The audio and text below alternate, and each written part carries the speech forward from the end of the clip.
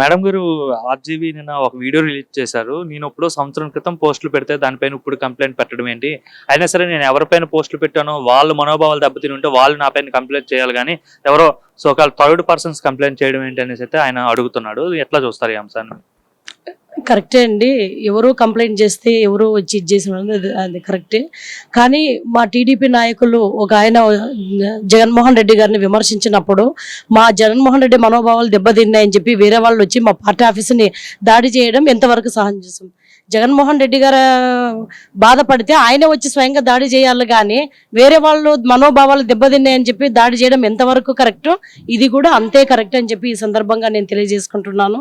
అదేవిధంగా ఈ రోజు ఎక్కడ లేని విధంగా దేశ చరిత్రలోనే ఎక్కడ లేని విధంగా మహిళల పైన అసభ్యకరమైన పోస్టులు పెట్టిన చరిత్ర ఎవరిది? వైసీపీ వాళ్ళది. వాళ్లే స్టార్ట్ చేశారు.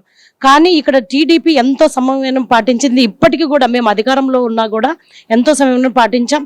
సాక్షాత్తు మా చంద్రబాబు నాయుడు గారు సతీమణి అమ్మ భువనేశ్వర్ అమ్మ మీద ఎంత మాట్లాడినా అసభ్యకరంగా మాట్లాడినా కూడా మేము సమన్వయం పాటిస్తూ వచ్చాము. దాని నిదర్శనం ఈరోజు మేము 164 సీట్లు గెలుచుకోవడం. కాబట్టి ప్రజలందరి ఆదరణ మాకుందండి. ఈయనకి చెప్తున్నాం, రామ్ గోపాల్ వర్మ గారికి, మీకు నిజంగా చెప్తున్నాం, మీకు సిగ్గు ఎగ్గు లేదు కాబట్టి మీరు అసలు కుటుంబ వ్యవస్థనే మీరు దూరం పెట్టి ఈరోజు అన్ని రకాలుగా అంటే దేశంలో ఉండే వాళ్ళు ప్రతి ఒక్కరు, రాష్ట్రంలో ఉండే వాళ్ళు ప్రతి ఒక్కరు, తెలుగు వాళ్ళందరూ కూడా మిమ్మల్ని అసహించుకుంటున్నారు. ఎందుకంటే కుటుంబ వ్యవస్థకు దూరం ఉన్నారు. ఆడవాళ్ళని నీచంగా మీ సినిమాల్లో చూపిస్తున్నారు, అన్ని రకాలుగా కించపరుస్తున్నారు. కానీ ఈరోజు మా పార్టీ నాయకులు, ముఖ్య నాయకుల మీద కాదు, ఎవరి మీద పెట్టినా మా పార్టీలో అన్ని లక్షల మంది మనోభావాలు దెబ్బతింటాయి. ఈరోజు తెలుగుదేశం పార్టీ అంటేనే సమైక్యంగా ఉండే ఒక కుటుంబం లాంటిది. కుటుంబంలోని ఎవరిపైన మనోభావాలు దెబ్బతిన్నా మేమందరం కూడా ఐకమత్యంగా ఉండి పోస్టులు పెట్టే వాళ్ళని అయితే వదలము. నాట్ ఓన్లీ ఆర్జీవి, ఇంకా పోసాని లాంటి వాళ్ళని అందరినీ కూడా ఒక్కొక్కరిని మేము ఏరి పారేస్తామని చెప్పి ఈ సందర్భంగా తెలియజేసుకుంటున్నాను. శ్రీరెడ్డి కూడా లేఖ రాశారు కదా, క్షమించండి, వదిలేయండి, తప్పు అయిపోయిందని. ఎలా చూస్తారు ఆమె లేఖ రాయడం పట్ల? ఇన్ని రోజులు అధికారం ఉంది, నా వెనక జగన్మోహన్ రెడ్డి గారు ఉన్నారని ఒక అధికార మదంతో ఎన్నో నీచంగా అసలు స్త్రీ జాతి తల దించుకునే విధంగా ఒక స్త్రీ అలా మాట్లాడినందుకు స్త్రీలై ఉండి మేము సిగ్గుపడుతున్నాము. అన్ని తప్పులు చేసి ఈరోజు శ్రీరంగ నీతులు చెప్పినట్టు నువ్వు వెనక దాక్కొని క్షమించండి అంటే క్షమించే మేబీ మా సార్ వాళ్ళు క్షమిస్తారేమో కానీ తెలుగుదేశంలో ఉండే ఏ ఒక్క స్త్రీ కూడా నిన్ను క్షమించదని చెప్పి ఈ సందర్భంగా తెలియజేస్తున్నాం. తప్పకుండా నీకు శిక్ష పడుతుంది. 100% పడే వరకు తెలుగుదేశం పార్టీలో ఉండే ప్రతి ఒక్క మహిళ ఈరోజు కంకణం కట్టుకొని పోరాడుతుంది. నా పేరు చంద్రకాంత్. ఎక్కడి నుంచి వచ్చారన్నా? కర్నూలు నుంచి వచ్చాను. ఎట్లా ఉన్నాయి ఇప్పుడు మీ ఏరియాలో రోడ్లు? కర్నూలు నుండి వస్తున్నారు కదా, ఎలా ఉన్నాయి ఓవరాల్ గా రోడ్లు? ఎలా ఉన్నాయి రోడ్లు? చంద్రబాబు గారు మొదలు పెట్టినారు, బాగున్నాయి రోడ్లు. గతంలో కంటే చాలా మేలు. గతం డ్రైవర్లకు పాపం నడుము నొప్పులు, బాడీ పెయిన్స్, యాక్సిడెంట్లు, కొంచెం చచ్చిపోవడరు, 2 వెహికల్స్ చెప్పడం లేదు. ఘోరం ఆటోలు చాలా మంది చచ్చిపోయారు మా కళ్ళ ముందే. ఇప్పుడు దానికంటే ముందు కంటే ఇప్పుడు చాలా మేలు, చాలా మేలు. అంటే పనులు జరుగుతున్నాయి. ఎందుకంటే సంక్రాంతి లోపు మొత్తం రోడ్లన్నీ కంప్లీట్ చేసేయాలి, అంటే గుంతలన్నీ ఎక్కడ కూడా పూర్తి చేయాలి, గుంతలు లేకుండా అని చెప్పేసి అయితే బాబు గారు ఇచ్చారు 100 రోజులు యాక్షన్ ప్లాన్. మరి పనులు స్టార్ట్ అయినాయి అంటారా? మా ఊళ్ళో చుట్టుపక్కల దాదాపు ఒక 30% అయిపోయింది ఇప్పటికే. రోడ్డు బాగుండయి, ప్యాచెస్ చేస్తున్నారు, లేవర్ ప్యాచెస్ చేస్తున్నారు. హ్యాపీగా ఉండరు ప్రజలు. టీడీపీ ప్రభుత్వం వచ్చింది, రోడ్డు బాగా పడినాయి, మా బతుకులు బాగా పడినాయని వాళ్ళే ఖుదే చెప్తున్నాం, మేము చెప్పేది కాదు. మరోవైపు ఏంటి, రామ్ గోపాల్ వర్మని అరెస్ట్ చేస్తారంటూ ప్రచారం జరుగుతుంది. ఖచ్చితంగా చేయాలి. ఎందుకంటే ఆయన చాలా కామెంట్స్ చేస్తారు. ఇప్పటి నుంచి కాదు, చాలా మంది మీద కామెంట్స్ చేస్తున్నారు. ఆయనకు 100% అరెస్ట్ చేయాల్సిందే, ఆయనకు శిక్ష పడాల్సిందే. అతడు ఎట్లా అంటే ఆయన ఒక జస్ట్ సైకో. ఆయన కొత్త అమ్మాయిలకు తీసుకొస్తాడు, ఫిలిం తీస్తాడు, పబ్లిసిటీ ఎక్కువ చేసుకుంటాడు. ఆయన డబ్బు కావాలా, ఇది ఒక సైకో వీరి నాయకుని మీద.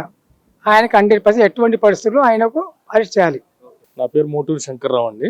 సార్, ఇప్పుడు ప్రజెంట్ రాష్ట్రంలో రోడ్ల పరిస్థితి ఎలా ఉందండి? ఎందుకంటే సంక్రాంతి లోపు గుంతలన్నీ పూర్తి చేయమని అయితే చంద్రబాబు గారు ఆదేశించారు. ప్రస్తుతం ఎలా ఉంది పరిస్థితి? ప్రస్తుతం అండి ఒక పక్క నుంచి మొదలు పెట్టారండి, పనులు జరుగుతున్నాయి. మాకైతే నమ్మకం ఉంది సంక్రాంతి లోపు అవుతాయి అని. గతంలో ఎట్లా ఉండేవండి రోడ్లు? గతంలో పరిస్థితి అంటే ఒక రోడ్లు దారుణం అండి. ఎందుకంటే ఇక్కడ నుంచి ఒక్కో చోట వెళ్తా ఉంటే కారు వెళ్తా ఉంటే కారుకు సరిపడా గొయ్యి ఉండేది ఒక చోట. అలాంటి పరిస్థితులు ఏంటంటే నిదానంగా మెరుగుపడుతున్నాయి.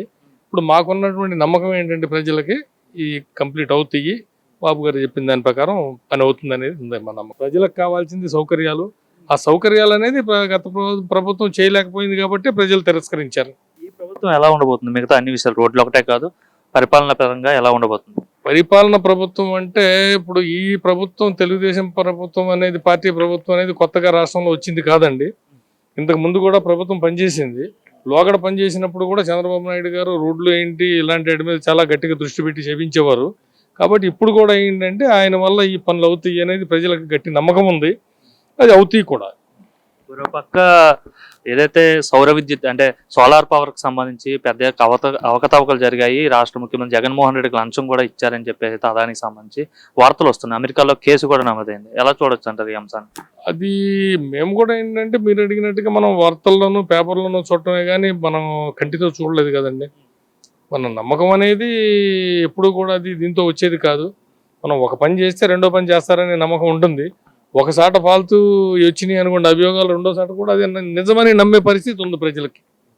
మరోపక్క ఇంకా ఆర్జీవీ కూడా అరెస్ట్ కి సంబంధించి ఆర్జీవీ అంటున్నాడు, నేను గతంలో ఎప్పుడో 1 year బ్యాక్ ఏదో పోస్టులు పెడితే దానికి సంబంధించి ఇప్పుడు కేసు ఫైల్ చేయడం ఏంటి, పైగా నేను ఎవరిపైన పోస్టులు పెట్టినా వాళ్ళు కంప్లైంట్ చేయకుండా బయట వాళ్ళు ఎవరో థర్డ్ పర్సన్స్ కంప్లైంట్ పెట్టడం ఏంటి, ఇదంతా ఆశ్చర్యంగా ఉందని సీత ఆయన అంటున్నాడు.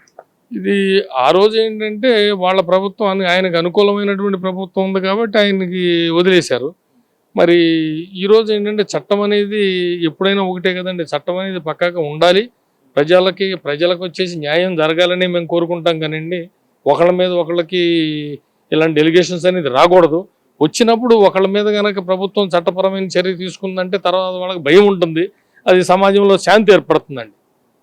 ఈ 5 ఏళ్ళలో గతంలో ఎక్కడ కూడా అభివృద్ధి లేదు, కంపెనీస్ రాలేదు, రాజధాని రాలేదని చెప్పి ప్రభుత్వానికి అంటే కూటమి వాళ్ళకి ఓటేశారు ప్రజలు. సో ఈ 5 ఏళ్ళు రాష్ట్రం బాగా అభివృద్ధి చెందుతాం అనుకుంటున్నారా? పక్కా చెందుతుందనే నమ్మకం ఉందండి. ఎందుకంటే ఎప్పుడు కూడా టీడీపీ ప్రభుత్వం ప్రజల కోసం ప్రజలతో కలిసి పనిచేసేటటువంటి ప్రభుత్వం కాబట్టి ప్రజలకు ఆ నమ్మకం ఉంది. ఆ రోజున ఏంటంటే జగన్మోహన్ రెడ్డి గారు ఒక ఛాన్స్ అని అడిగాడు కాబట్టి చాలా మంది ప్రజలు ఏమనుకున్నారంటే దానిలో కొంతమంది ఒక ఛాన్స్ ఇచ్చి చూద్దామనే ఉద్దేశంలో అక్కడ అప్పుడు 1 or 2% అటు వెళ్ళి ఉంటాయి. దాని గురించి ఆ టైంలో గెలిచింది. మళ్ళీ గెలవాలి అంటే మళ్ళీ వాళ్ళు కష్టపడాలి, ప్రజల్లో కష్టపడితే కానీ వెళ్తారు. ఈ 6 నెలల పరిపాలన ఏమనిపిస్తుంది, ఎలా ఉంది ప్రస్తుతం ఇప్పటి వరకు జరిగిన 6 నెలల పరిపాలన? ప్రస్తుతం ఉన్న ఈ జరిగేటటువంటి 6 నెలల పరిపాలన మాత్రం ప్రజారంజకంగా ఉంది. ప్రజల దగ్గర నుంచి ఇచ్చినటువంటి సమస్యలు అనేది వస్తున్నాయి. ఆ వచ్చిన సమస్యలు పరిష్కరించే పని మీద మంత్రులు ఉన్నారు, సీఎం గారు ఉన్నారు.